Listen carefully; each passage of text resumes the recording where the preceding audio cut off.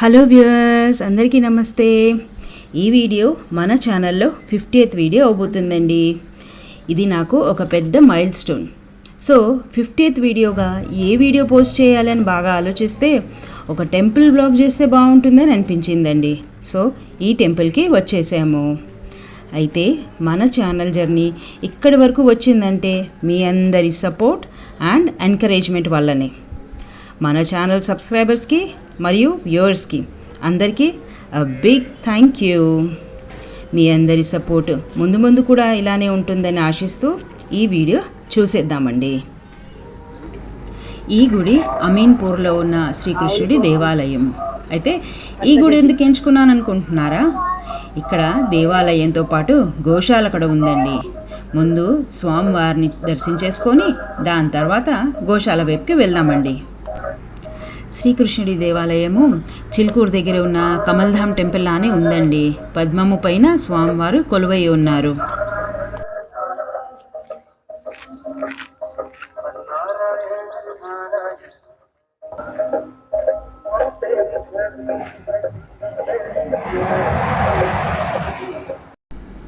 శ్రీకృష్ణుడి దేవాలయం కదండి, మరి తులసిమాత ఎదురుగానే మనకి దర్శనమిస్తున్నారు.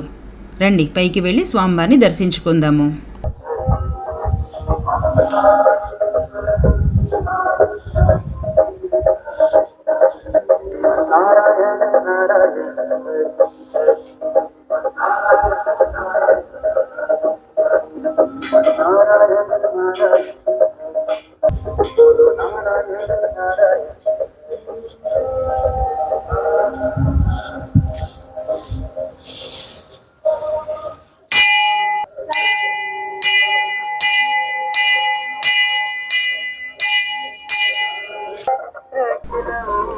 గుడిలో స్వామివారికి ప్రదక్షిణం చేసేటప్పుడు చుట్టుపక్కల వ్యూస్ చాలా బాగా అనిపించాయండి. సో మళ్ళీ ఇంకొకసారి పరిక్రమ చేస్తూ ఈ వీడియో షూట్ చేస్తున్నాను. లెఫ్ట్ సైడ్లో మీరు చూసేది పైనుండి తీసిన వీడియో, మరి రైట్ సైడ్లో మీకు కనిపించేది కింద నుండి తీసిన వీడియో.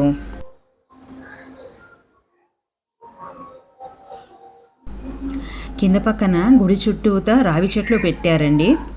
గుడిలో ఓ పక్కన నామ సంకీర్తన చక్కగా వినిపిస్తోందండి, మరో పక్కన పక్షుల కోలాహలం వినపడుతుంది. ఇప్పుడు టైం మార్నింగ్ 7:30 అవుతుందండి. ఎంత చక్కగా ఉందో అసలు ఇక్కడికి వస్తే.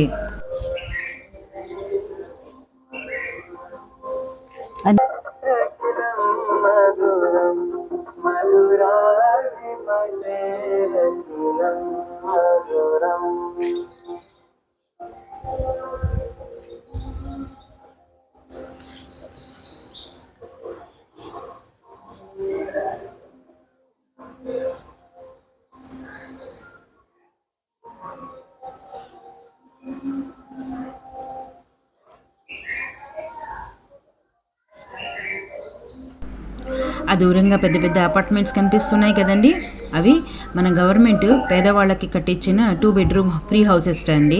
ఇంకా అవి కంప్లీషన్కి వచ్చాయి. ఇంకా అలాట్మెంట్ అయిందో లేదో మరి మనకైతే తెలియదు.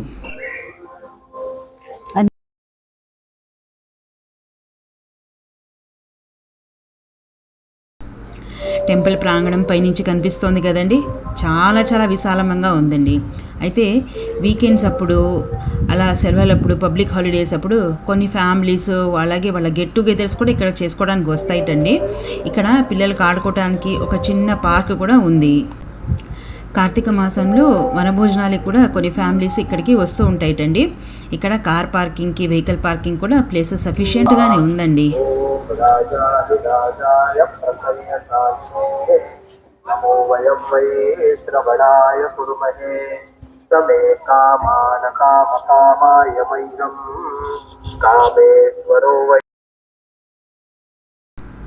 కాసేపు స్వామివారి సన్నిధిలో ప్రశాంతంగా కూర్చొని, ఈ దేవాలయంలో మరో శివాలయం కూడా ఉందండి, అటు కూడా వెళ్ళి శివయ్యని దర్శించేసుకుందాం రండి.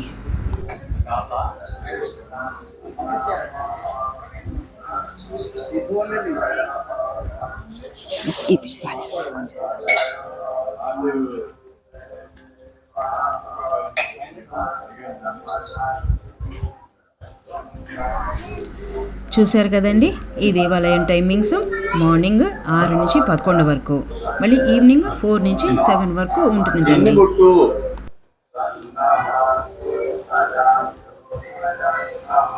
అరే ఏంటి బాబు చేస్తున్నావు?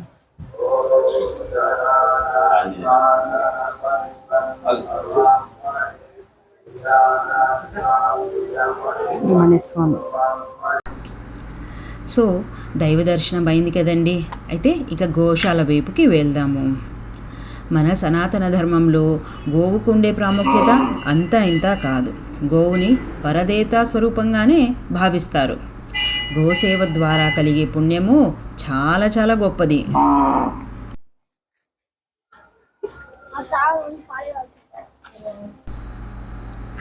ఈ గోశాలలో 1000కి పైగా ఆవులు గోవులు ఉన్నాయటండి.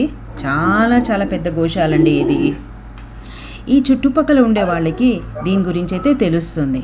కానీ నా కోరిక ఏంటంటే మన ఛానల్ ద్వారా మరికొందరికి కూడా ఈ గోశాల గురించి తెలిస్తే బాగుంటుందని ఆశ. అందుకనే 50th వీడియో కోసము ఈ ప్లేస్ని సెలెక్ట్ చేసుకున్నాను నేను.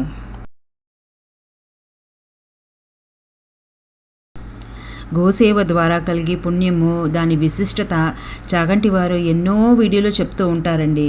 సో మనము ఈ గోశాల ఉందని ఇక్కడ కొంతమందికి తెలియచేయగలిగితే వాళ్ళు కూడా వచ్చి ఇక్కడికి గోసేవ చేసుకోగలుగుతారని నా ఉద్దేశము.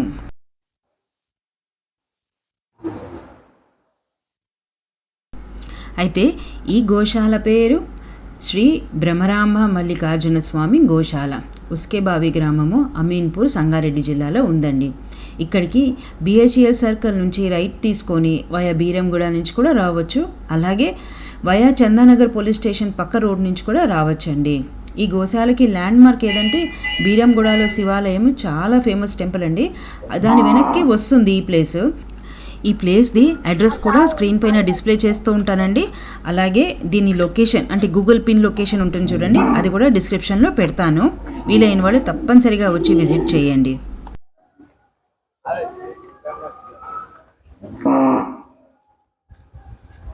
చిన్న ఆవు దూడ తెల్లటిది ఎంత ముద్దుగా ఉందో చూడండి.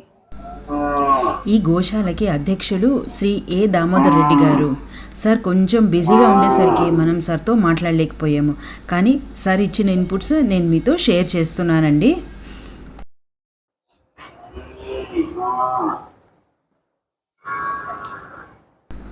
ఒక 15 ఏళ్ల ముందు 5 గోవుల్ని స్లాటర్ హౌస్ నుంచి సంరక్షించి దామోదర్ రెడ్డి గారు ఇక్కడికి తీసుకొని వచ్చారటండి. ఒక చిన్న గుడిసె ఏర్పాటు చేసి అక్కడ ఉంచారంట. ఆ తర్వాత కొందరు రాజస్థానీ బంధువులు, మరి కొందరు తెలుగు వాళ్ళు కలిసి ఈ ట్రస్ట్ని స్థాపించారటండి. 1000కి పైగా గోవులతో ఈ గోశాల చక్కగా నిండుగా హ్యాపీగా బాగుందండి. ఒక గుడిసెతో స్టార్ట్ చేసి ఇప్పుడు ఇక్కడ 9 విశాలమైన షెడ్స్ ఏర్పాటు చేశారు. వేరే వేరే బ్రీడ్స్ గోవుల్ని వేరే వేరే షెడ్స్లో ఉంచుతారనుకుంటానండి.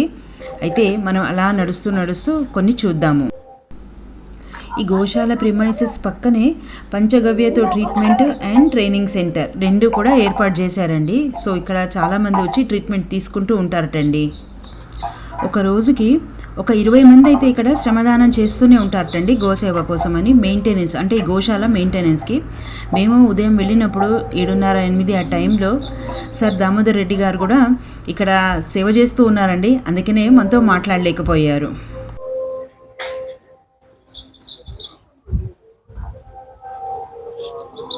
చూడండి,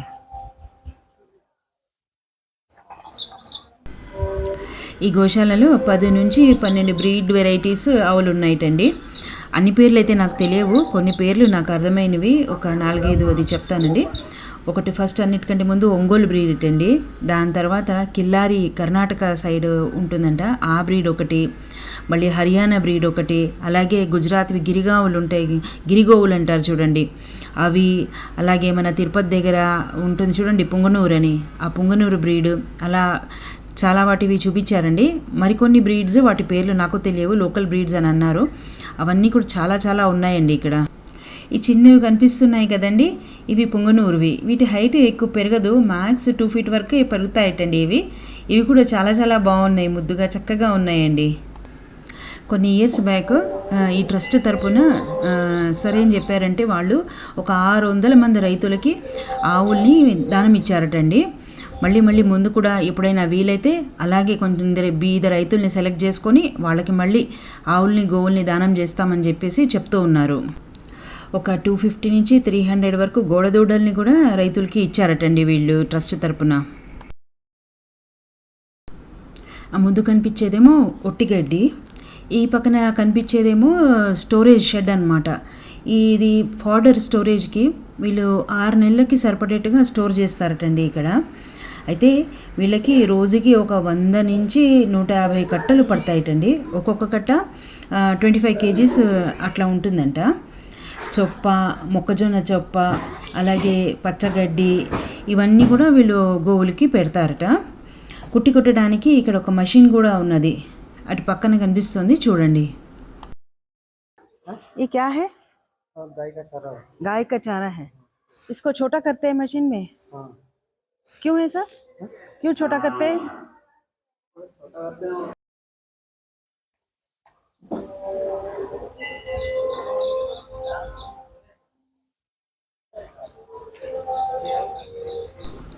ఇక్కడ ఉండే గోవులకి ఆవులకి పెట్టే ఆహారము, అలాగే ఈ గోశాల మెయింటెనెన్స్ ఇవన్నీ కలుపుకొని ఒక నెలకి వీళ్ళకి 8 నుంచి 10 లక్షల వరకు ఖర్చు వస్తుందటండి. అయితే కొందరు దాతలు చక్కగా సహాయం చేస్తారట. దానివల్ల వీళ్ళకి చాలా బెనిఫిట్ అవుతుందని చెప్పేసి చెప్పారు.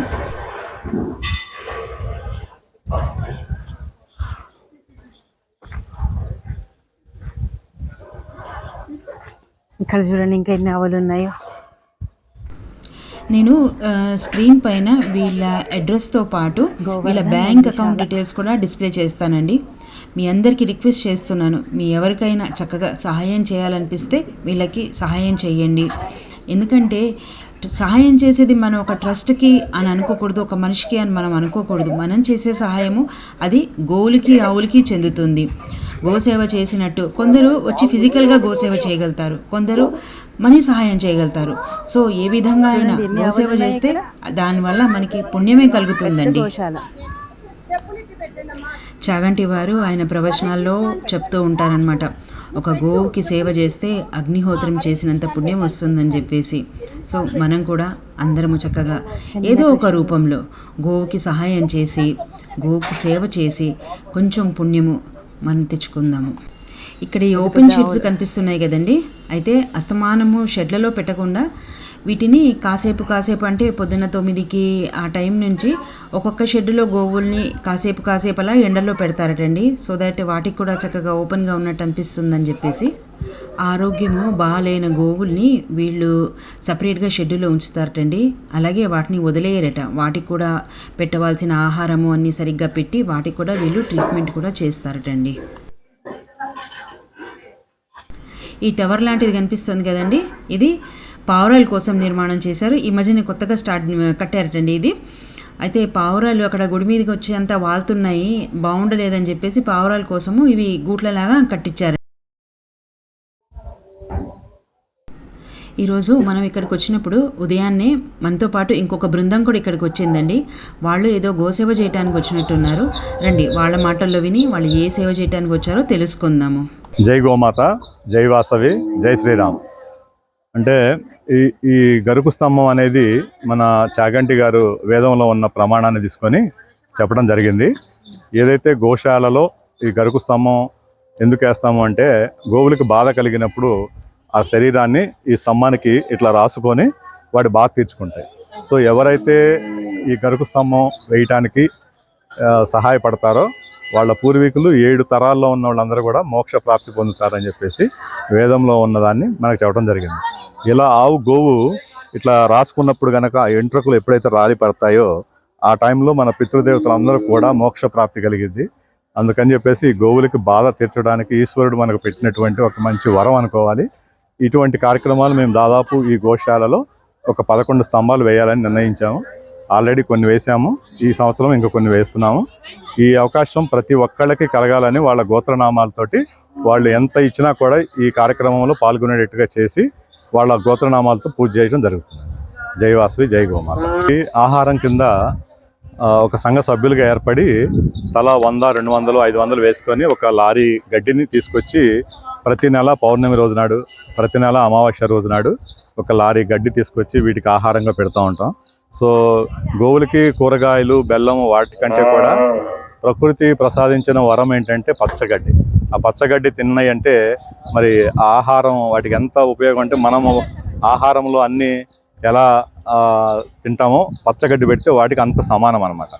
సో ఈ ప్రతి ఒక్కళ్ళు కూడా 100 ఇచ్చినా 500 ఇచ్చినా కూడా తీసుకొని మొత్తం కలిపి ఒక లారీ గడ్డి తెప్పించేసి ప్రతి పౌర్ణమి, ప్రతి అమావాస్య రోజున, లేదంటే ఎవరన్నా పుట్టినరోజు నాడు, పెళ్లి రోజు నాడు మేము ఇక్కడ తీసుకొచ్చి సేవ చేసి మన చేతుల మీదుగా గడ్డి తినిపిస్తాము. ఇటువంటి కార్యక్రమంలో కూడా మీరు ఎవరైనా పాల్గొనవచ్చు. అయితే ఈ స్తంభం వేయించడానికి ఎంత ఖర్చు అవుతుందండి? ఇది మనకి ఇక్కడ జాన్వాడ దగ్గర తయారవుతాయండి. వాళ్ళు మనకు 9,000, 10,000 రూపాయలకి ఈ స్తంభం ఇస్తారు. అక్కడ నుంచి ట్రాన్స్పోర్ట్ ఖర్చు ఒక 1,500, 2,000 అవుతుంది. ఇక్కడికి వచ్చిన తర్వాత ఈ స్తంభాన్ని ఇన్స్టాల్ చేయడానికి ఒక 1,500, 2,000 అవుతుందండి. అంటే ప్రతి స్తంభానికి పూజ చేయించాలండి పెట్టి? అంటే వేదం ప్రకారం సనాతన ధర్మంలో ఎట్లా అంటే ఒక రాతి విగ్రహం ఎలా ఉంటుందో ఈ గోస్తంభం కూడా, గరుకు స్తంభం కూడా ఒక విగ్రహంతో సమానం. సో దానికి కూడా వేద ధర్మం ప్రకారం పూజలు, పునస్కారాలు మొత్తం చేసి ప్రతిష్ఠ చేస్తాం అన్నమాట. సో పంతులు గారిని పిలిపించి కార్యక్రమం దాన్ని శుద్ధి చేయటము, ప్లస్ అభిషేకాలు చేయించడము అన్ని చేసి తర్వాత ప్రతిష్ఠ జరుగుతుందండి. సుమారుగా ఒక 20,000 రూపాయల వరకు ఒక స్తంభానికి ఖర్చు అవుతుందండి. పంతులు గారి ఫీజు అన్ని, పంతులు గారి ఖర్చులు, పూజ ఖర్చులు, వచ్చిన వాళ్ళకి కాస్త ప్రసాదాల ఖర్చులు కానీ ఏదన్నా కానీ మొత్తం ఒక 20,000 అనుకోని ఎవరైనా కంట్రిబ్యూట్ చేయొచ్చండి? ఎవరైనా కంట్రిబ్యూట్ చేయొచ్చు. ఓకే. అయితే దీనికి అక్కడ సంస్థ ఉంది, దానికి పే చేయాలని మీకు సెపరేట్ గా ఏమైనా వేరే ఇలా సంస్థ వాళ్ళు ఏం ₹1 తీసుకోరండి. మనం స్తంభం వాళ్ళతో మాట్లాడుకొని స్తంభం తెప్పించి పూజా కార్యక్రమం చేసుకుంటున్నామని వాళ్ళకి ఇన్ఫర్మేషన్ ఇవ్వాలి. వాళ్ళు పర్మిషన్ ఇచ్చిన ప్లేస్ లో మనం పెట్టుకోవాలండి. సో దీనికి ఆర్గనైజేషన్ అంటే మీదేమైనా ఆర్గనైజేషన్ ఉందండి? అంటే మేమేమో ఆర్యవైశ్య సంఘాల తరపున చేస్తున్నామండి. ఆర్యవైశ్య మహాసభ తరపున, ఆర్యవైశ్య సంఘాల తరపున చేస్తున్నాము. సో అందరూ సహకరిస్తూ ఉంటారు, చేస్తూ ఉంటామండి. ఎవరికైనా సహకారం కావాలంటే మా నంబర్ కూడా ఇస్తాను మీకు. నంబర్ తీసుకొని, అంటే అన్ని ఆర్గనైజ్ చేయలేని వాళ్ళు ఉంటారు, డబ్బులు ఇచ్చేవాళ్ళు ఉంటారు, కానీ పని చేసేవాళ్ళు కావాలి. చిన్న సహాయం చేయాలనుకున్న వాళ్ళు కూడా ఉంటారు కదా, అంటే వాళ్ళకి ఇలా ఒక 500 అలా ఇచ్చేసి అది ఎటు అయిపోతుంది, ఇలా దాంట్లో వస్తే పెద్ద పనికి అందరికి ఉపయోగపడుతుంది. గోసేవ చేసామంటే సకల దేవతలకు సేవ చేసినంత పుణ్యం వస్తుందండి. అవునండి. సో మా నంబరు మీకు ఇస్తానండి. ఎవరైనా కావాలంటే మనం కూడా కోఆపరేట్ చేసి వాళ్ళకి సహకరించి స్తంభాలని మనం ప్రతిష్ఠ చేయడానికి సహకరిద్దామండి. జై వాసవి, జై గోమాత. పెట్టారు ఇక్కడ చూడండి, పైనేమో పాల క్యాన్లు పెట్టారు. సో ఇక్కడైతే ఈ హుండీలో డబ్బులు వేసేసి మనం పాలు తీసుకెళ్ళాలటండి. వీళ్ళ స్వతహాగా అలా పాలు అమ్మడం అంటూ ఏమి ఉండదంట. ఇక్కడ ఇలాగ పాలు ఇలా తీసి పక్కన పెడతారు, మనం ఆ హుండీలో డబ్బులు వేసేసి పాలు కావాల్సినవి తీసుకొని వెళ్ళాలటండి. మేము ఈ గుడికి అలాగే ఈ గోశాలకి అప్పుడప్పుడు వస్తూనే ఉంటామండి. మాకు తోచిన సహాయము మేము సంస్థకి చేస్తూనే ఉంటాము. మీ అందరికీ కూడా నేను రిక్వెస్ట్ చేస్తున్నాను, ఎవరికైనా వీలైతే వాళ్ళు కూడా చక్కగా వచ్చి ఇక్కడ గోసేవ చేసుకొని వీళ్ళకి ఏదైనా చిన్నపాటి సహాయం చేస్తే చాలా బాగుంటుందని అనిపిస్తుంది. ఈ గోశాల తెల్లవారుజామున 4కే ఓపెన్ అయిపోతుందండి. గుడి అయితే 6 గంటలకు ఓపెన్ అవుతుంది, కానీ గోశాల 4 నుంచి ఓపెనే ఉంటుందండి. సో ఎప్పుడైనా మనం రావచ్చు ఇక్కడికి. చక్కగా ఆవులతో, గోవులతో, అలాగే చిన్న చిన్న దూడలు చాలా బాగున్నాయండి, వాటితో టైం స్పెండ్ చేయొచ్చు. ఎంతో హ్యాపీనెస్ వస్తుందండి. ఒకసారి వచ్చి ఒక 2 అవర్స్ అట్లా వీళ్ళ మధ్యన స్పెండ్ చేస్తే మనకు ఉండే స్ట్రెస్లన్నీ మనం మర్చిపోతామేమో అని అనిపిస్తుంది నాకు. ఇంకొక చక్కటి వీడియోతో మళ్ళీ కలుద్దాము. అప్పటి వరకు నమస్తే.